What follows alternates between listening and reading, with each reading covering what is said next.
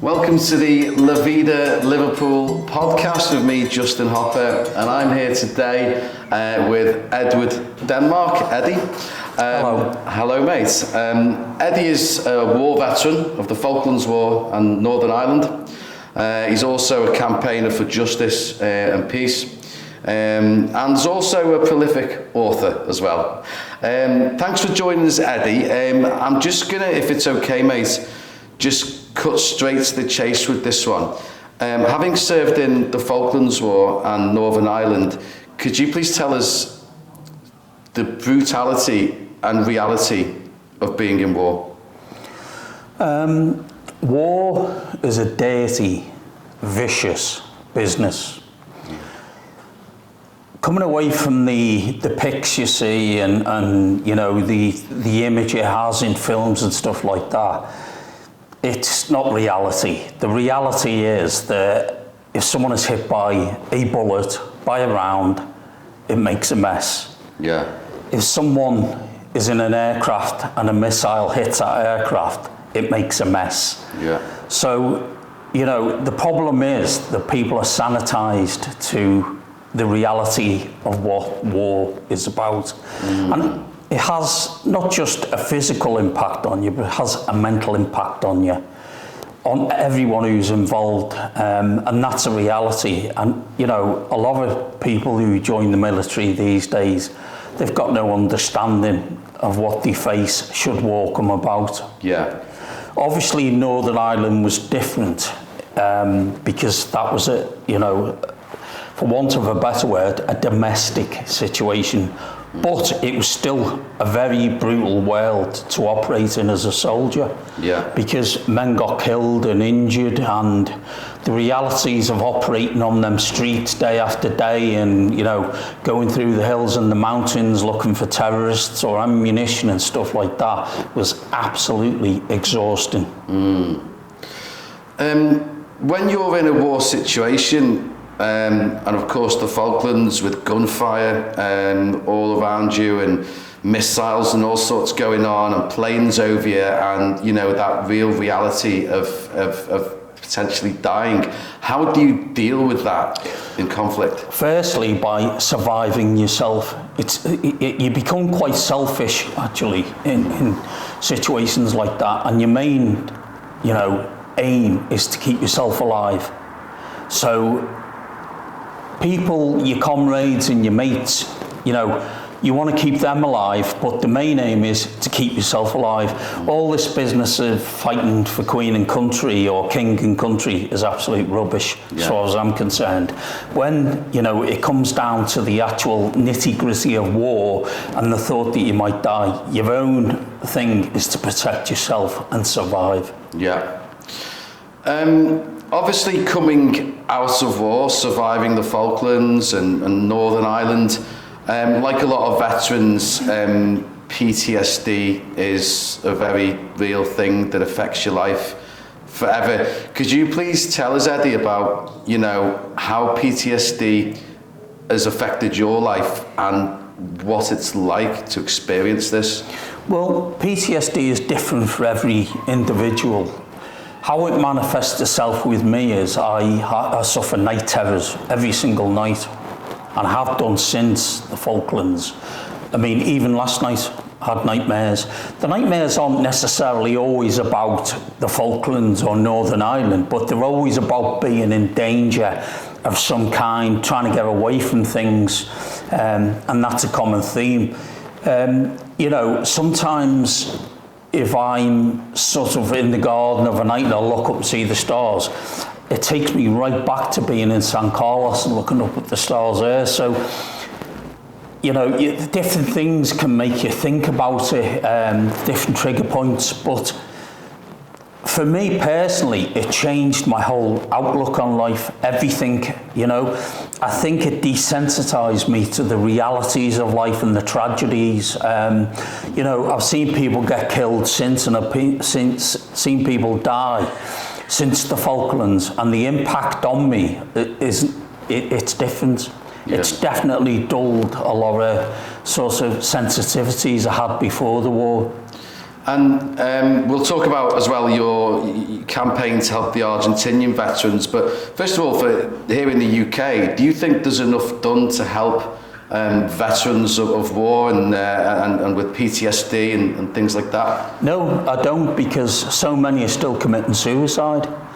Now, if soldiers, sailors, ex-military are committing suicide, which they are up to this day, then something's failing, isn't it? Absolutely. There's so many organisations out there, but it seems to me they're all fragmented. There's so many different things, and soldiers don't know where to go, you know.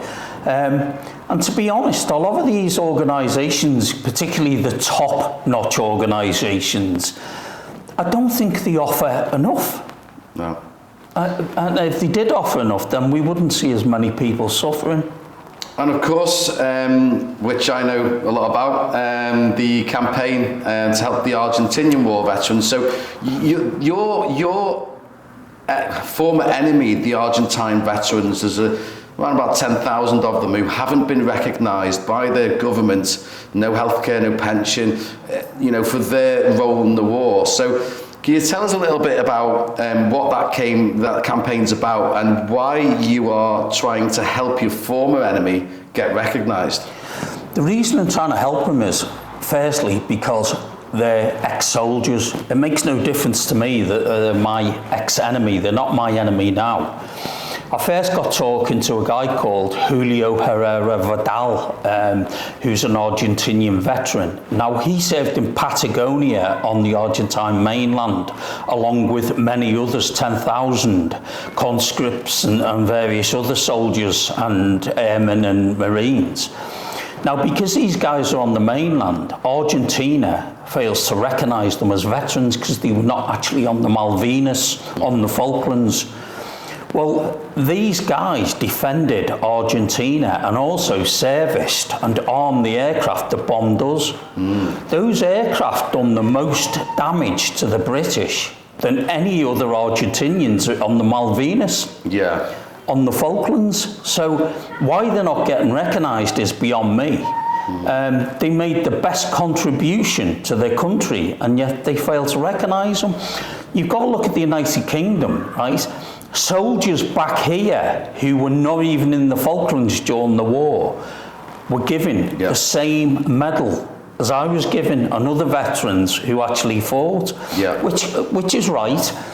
There were soldiers on Ascension Island 4,000 miles away who've been awarded the same medal as those of us who landed, quite rightly, because they made the contribution of supplying us and making sure we had the supplies. If you like, we were the arrow and they were the bow. Yeah. And I think Argentina needs to recognise that these veterans made an enormous contribution in keeping them aircraft in the air to attack us and defending their homeland. You've got to remember the SAS, SBS, Special Forces landed in Argentina. To say they weren't in any danger is a complete lie. And it will be a stain on Argentina forever if they don't recognise them. And that's why I've been involved. I think they should be recognised. And of course, you've done all this campaigning, you've been out to Argentina, you've been on national TV in Argentina addressing their president. You know, you've been fighting this battle for your former enemy despite having terminal blood cancer yourself. Can you tell us, please, Eddie, a little bit about your terminal blood cancer, what it's like to live with this terminal blood cancer, and how the hell you're still battling through it? Well, I'm on cycle 54 of chemotherapy. I've had a stem cell transplant, and this cancer broke my spine in 6 places, so I couldn't walk for a while. I had to go and have an operation where they put metal in my spine and stuff like that. But it's like walking through treacle, you know, staying awake and just short walks, and even standing doing the dishes or doing small things, I get really, really exhausted. I could lie in bed all day. However, my mind won't let me. I can't let this define who I am. To be given a diagnosis of terminal cancer, it's got to be someone, so it may as well be me. I don't feel like a victim.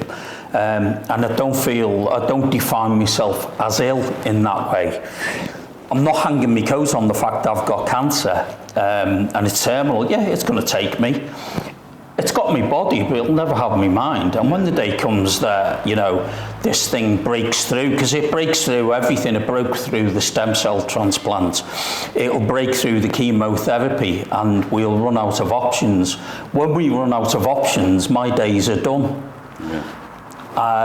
But you know what? I'm not going to dwell on that. I'm happy for the time I've had, and I'm really, really grateful. And of course, your latest book, as an acclaimed author, Be Positive, which is your blood type. Yeah. Which is about dealing with cancer and living with it. It's a very inspiring book, isn't it? About the realities of living with cancer, but sprinkled with the humour. As a summary for people for that book, what's your key things from that book to come out of it? Your key advice to anyone who's going through cancer themselves and has got that diagnosis. How do you deal with that? What's this, you know, tell us your key bits of golden advice for that. Well, when you're given the terminal diagnosis, especially cancer, when someone hears that, go, I'm dead. But the truth of the matter is you have two choices. You can either curl up and succumb to it, or you can say, well, I'll deal with it in the best way I can.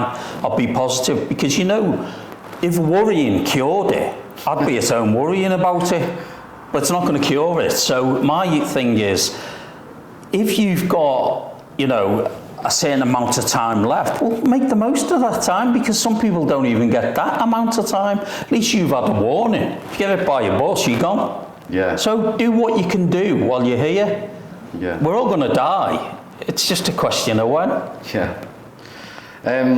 You're a really inspiring guy, Eddie. Really inspiring guy. It's an honour to have you on the podcast. Thank you. And share some pearls of wisdom, and hopefully it can inspire some people out there. Thank you. Cheers, mate. Take care.